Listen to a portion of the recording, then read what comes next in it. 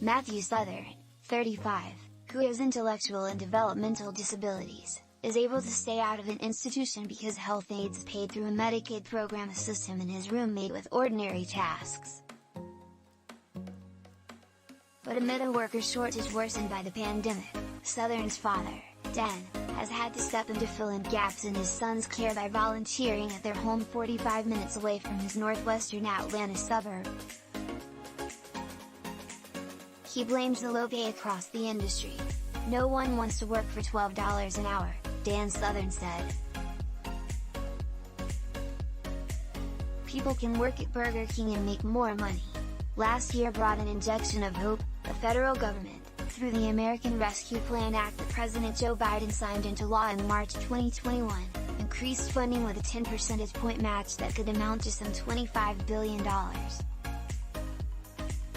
That massive infusion of cash could be used by states to buttress wages, move people off waiting lists for disability services, train more workers, or expand covered services for vulnerable elderly and disabled people, helping to keep them out of nursing homes.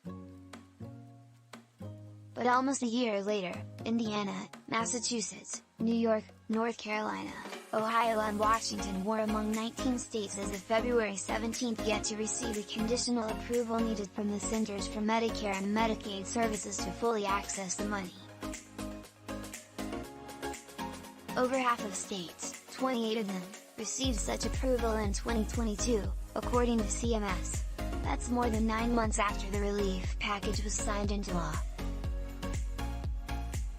California, for example, received its conditional approval January 4th.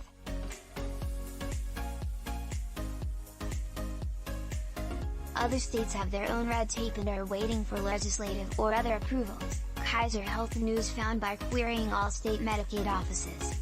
"We all would have liked to see the money out sooner," said Damon Terzaghi, a senior director at Advancing States, a national membership associate. "Bureaucracy is what it is." Daniel Tsai, director of the CMS Center for Medicaid and CHIP Services, said that this infusion of federal aid was a life-changing amount of funding, and that CMS staffers are doing everything they could alongside states to move forward as quickly as possible. Tsai.